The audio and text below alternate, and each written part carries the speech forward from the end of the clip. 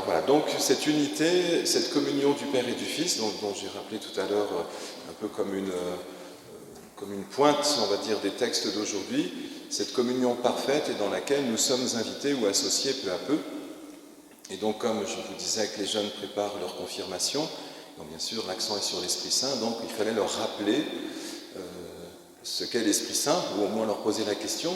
Alors, ils savent à peu près tous quand même, après leurs années de catéchèse, que l'Esprit Saint est Dieu, mais pourquoi l'Esprit Saint est-il celui qui permet à l'Église de se construire, déjà, voilà. Et puis à quel moment nous l'avons reçu, et puis à quel moment les prophètes l'ont reçu, au moins ce qu'ils ont en mémoire, et puis bien sûr, par excellence, Marie, qui a reçu ce don à l'Annonciation, et puis Jésus lui-même, hein, voilà. Les jeunes, parfois, ne sont pas toujours... ils ont un peu quelques éléments de catéchèse, si vous voulez, mais ils ne font pas forcément le lien, et l'Esprit Saint fait par excellence le lien dans toute la Bible. Bon. Alors, je n'étais pas tout à fait en accord avec notre évêque, parce que donc, notre évêque, bien sûr, le jour de la retraite des confirmants, puisqu'ils seront confirmés, je ne sais plus, début juin, je ne sais plus la date, premier dimanche de juin, à Gap, à la cathédrale, par notre évêque, hein, c'est lui qui a gardé dans la tradition de l'Église, il leur a expliqué en les rencontrant, l'Église a gardé cette tradition de la succession apostolique. Autrefois, les évêques baptisaient, mais évidemment, ça devient compliqué de demander aux évêques de baptiser l'ensemble de ceux qui se présentent à ce sacrement. Donc il y a délégation, mais la confirmation, il l'a gardée pour faire l'unité avec l'Église, voilà, diocésaine et puis l'Église universelle. Et Monseigneur donc leur parlait, hein, il avait 30 minutes, et en leur disant, alors je crois que c'était lié au fait, alors je disais ça hier soir à Émilie, parce que je sais que Jean-Luc est là aussi, mais, alors il disait que sous son habit parce que le sacrement de l'ordre, donc il y a 3 niveaux, je ne sais plus comment on dit, 3 degrés plutôt, donc le diaconat, le presbytérat et l'épiscopat. Donc Monseigneur a les 3, bon, s'il est évêque. Moi j'en ai que 2. Alors il leur disait que sous son habit épiscopal et sacerdotal, il garde l'habit diaconal quand il célèbre à la cathédrale de Gap, pour rappeler que le chrétien, le prêtre et le chrétien en général est serviteur. Donc diakonos, qui veut dire en grec le serviteur. Et donc il redisait cette phrase que nous connaissons bien, à savoir qu'il y a, mais c'est Jésus qui l'a dit, hein, à savoir qu'il n'y a plus de bonheur à donner qu'à recevoir. Bon. Et donc moi j'avais dit strictement l'inverse, en fait, aux jeunes. Alors je ne suis pas intervenu, hein, parce que Monseigneur parle, quoi. Mais quand même j'avais dit vraiment l'inverse, là pour le coup, juste avant. Alors c'est là où les mots sont piégés, je disais hier soir, parce que de fait il y a plus de bonheur à donner qu'à recevoir, mais c'est quoi donner? C'est prendre soin des autres. Alors Monseigneur l'entendait dans ce sens-là, hein. Mais je ne suis pas sûr que ce soit la bonne manière d'entrer dans l'Évangile. En tout cas, ce n'est pas, à mon avis, la bonne manière de signifier la communion entre le Père et son Fils. Et puis notre communion spirituelle avec Dieu depuis notre baptême.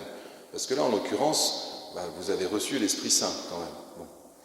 Où nos parents ont accepté de... Alors oui, très bien, hein, il y a plus de bonheur à donner qu'à recevoir. Alors à ce moment-là, on définit le verbe « donner ». Donner, c'est présenter son enfant à Dieu, ou présenter son amour à l'autre, enfin à Dieu plutôt, mais aussi avec l'autre, hein, le jour du mariage, puisque nous étions en session hier. Et vous voyez, donner, c'est pas je vais prendre soin de toi, pas tout de suite. Enfin, je crois pas. Mais je n'ai pas discuté avec Monseigneur, hein, mais je vois bien la théologie qu'il voulait mettre en œuvre. Moi, il me semble que donner, pour nous chrétiens, c'est ce qui nous rassemble à la messe, c'est toujours nous mettre en disponibilité, comme je l'ai expliqué aux jeunes et aux couples qui se marieront, et pour lesquels il y aura différents baptêmes, c'est toujours nous ouvrir un espace de relation à celui, de toute façon, qui nous aime de toute éternité. Bon. Mais donc, oui, très bien, je veux bien. Alors, Monseigneur disait, oui, dans ma vocation, voilà, j'avais à 12 ans, j'ai eu au moment de ma profession de foi, pas de ma confirmation, un peu ce désir d'être prêtre. Bon. Et puis ce désir a perduré, etc. Puis à un moment donné, donc il s'est engagé, mais je crois tardivement, 29 ans, il me semble, hein, qu'il est entré au séminaire. Et il disait qu'à un moment donné, pendant un moment d'adoration, vous savez, c'est quand on expose le Saint-Sacrement, il a eu une rencontre avec le Christ, intime. Et cette rencontre lui a fait répondre au Seigneur. D'ailleurs, c'est le dimanche des vocations aujourd'hui. Hein, bon. Mais je crois que c'est dans la prière universelle que Guylaine a préparé. Alors, cet amour de Dieu qui lui a été donné lui a permis de répondre, ok, puisque tu m'aimes de cette manière-là, je te donne ma vie. Et on pourrait dire ça pour les couples qui se marient aussi. Voilà. En baptême, c'est plus compliqué parce qu'on est petit, on ne se souvient pas bien. Mais quand même, et puis on le sait bien, et je le dis souvent aux jeunes, il y a ce moment décisif de la rencontre, même si on nous a préparé intellectuellement à découvrir qui est ce Dieu en qui je peux mettre ma confiance, mais il y a ce moment décisif où je me suis senti aimé de Dieu. Voilà. Et ça, c'est donner ou c'est recevoir? Je ne sais pas, vous définissez les mots. Voilà, il me semble que c'est vraiment recevoir. Alors, Monseigneur, pourquoi êtes-vous prêtre? Pourquoi êtes-vous évêque?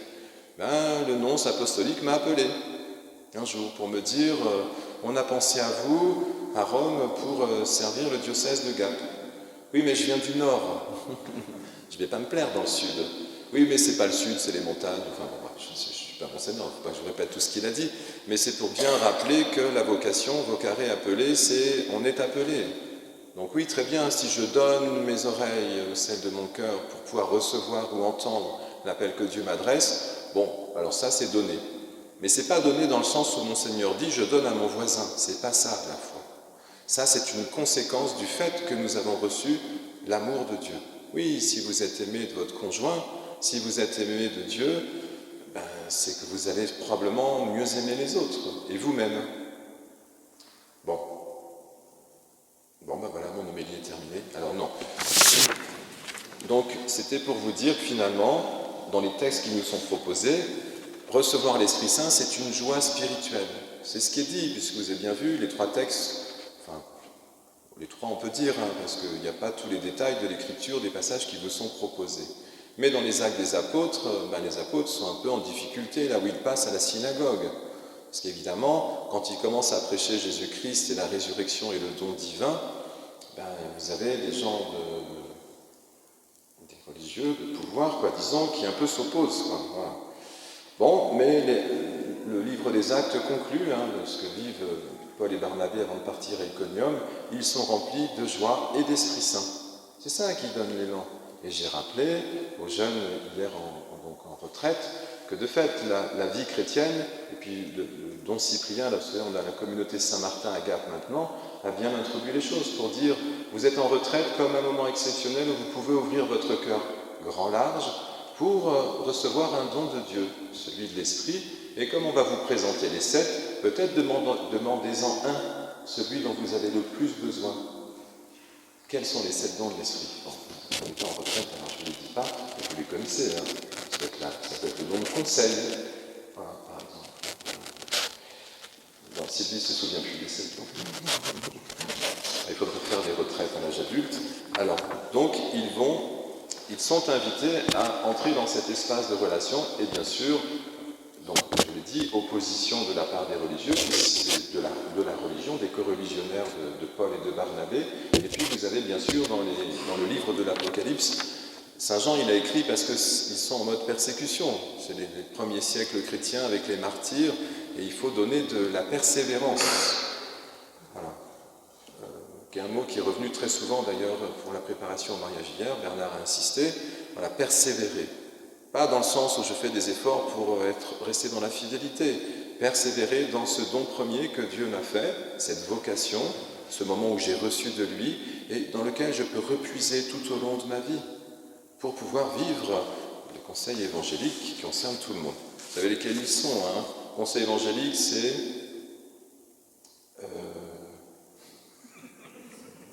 Alors, vous ne savez pas?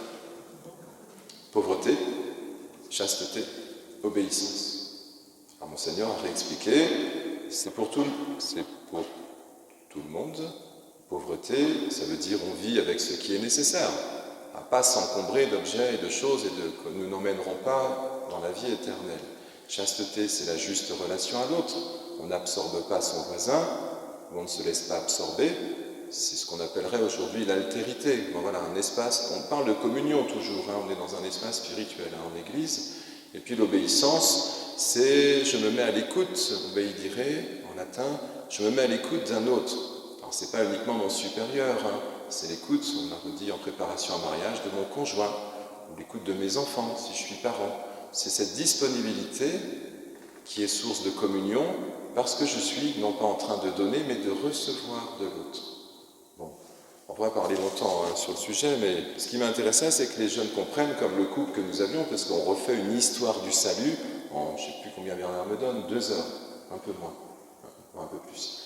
avec quelques vidéos pour émailler, pour rappeler que de la Genèse à l'Apocalypse, de toute façon, c'est le même itinéraire qui est tracé. Et comme on l'oublie tout le temps, donc il faut respirer spirituellement de temps en temps, chacun selon son dosage et ses besoins, mais nul ne va pouvoir tenir la distance, la persévérance, ou maintenir la communion avec Dieu et avec ses frères et sœurs s'il ne reçoit pas de Dieu l'aide de l'Esprit que nous avons reçu à notre baptême. Voilà. Donc, pour conclure, voilà, parce que Jésus, alors là, vous avez dans l'Évangile la partie où il se dit être le bon pasteur, et je l'ai déjà commenté pour le dimanche du bon pasteur. Le bon pasteur est d'abord celui qui a reçu sa mission. Alors, souvenez-vous, dimanche dernier, Jésus rappellera 3 fois à Pierre, « M'aimes-tu » ? « Mais oui, Seigneur, je t'aime. Sois le berger de mes brebis. » Mais vous voyez, là à nouveau, on peut penser que c'est un élan généreux que nous avons envers Dieu. Mais c'est Dieu qui vous aime. Est-ce que tu acceptes que je t'aime pour que tu puisses ensuite être le pasteur? Que nous sommes tous aussi en tant que baptisés, hein. Pas uniquement transférés sur le prêtre. Hein. C'est voilà, préparation au mariage, Guylaine et Bernard gèrent la dimension du pasteur. Ah oui, sinon le prêtre fait tout après, mais il ne peut pas, il a trop de travail. Et alors pour conclure, donc bien sûr, je vous ai dit, joie spirituelle dans l'Esprit Saint, et puis cette belle conclusion du livre de l'Apocalypse que vous avez entendu, je les conduirai, dit le pasteur, aux sources des eaux de la vie, donc c'est l'Esprit Saint, hein, c'est l'eau vive, j'essuierai toutes larmes de leurs yeux, ils ne seront plus accablés par le soleil, la chaleur, etc. C'est un repos qui est proposé, voilà, un repos divin. La paix soit avec vous, répétera le ressuscité de multiples fois, mais c'est toujours un don de l'esprit, et il faut sans cesse respirer, réouvrir, pour recevoir la force dont nous avons besoin, et qui nous permettra, encore une fois, de tenir dans notre vocation de baptiser, de marier, de prêtre, voilà. Alors puissions-nous continuer à puiser à cette source d'eau vive, et bien sûr, pour terminer, ce mot qui est réapparu tout le temps, je répète donc, c'est Paul qui le dit, « Tous ceux qui étaient destinés à la vie éternelle devinrent croyants », donc vie éternelle. Ce qui est dit de nombreuses fois lorsque nous baptisons un enfant. Alors, on a toute une série jusqu'à mi-juillet, et puis juste avant, puisque vous rejetez, voilà, dit Paul et Barnabé à ceux qui s'enflamment de jalousie dans la synagogue, vous ne vous jugez pas digne de la vie éternelle. Eh bien, nous nous tournons vers les nations païennes. Le psaume, Seigneur, oui, le Seigneur est bon, éternel est son amour. Et puis enfin, dans l'Évangile, mes brebis écoutent ma voix. Donc c'est obéissance. Hein. Mes brebis écoutent, donc elles reçoivent, écoutent ma voix, je les connais. Ben, pour entrer dans la communion, il faut que Dieu vous connaisse, personnellement. Ben, c'est tout le sens d'une vocation. Enfin, c'est tout le sens des sacrements. C'est pour que chacun devienne lui-même. Donc on n'est pas dans la confusion, hein. On n'est pas dans la communauté où tout se vaut, tout est pareil. Chacun se singularise par les sacrements. Il devient ce visage beau, unique, aimé de Dieu, et qui nous permet de construire la communauté ou la pierre vivante qui va faire l'édifice saint. Donc, mes brebis écoutent ma voix, je les connais, elles me suivent, et je leur donne la vie éternelle.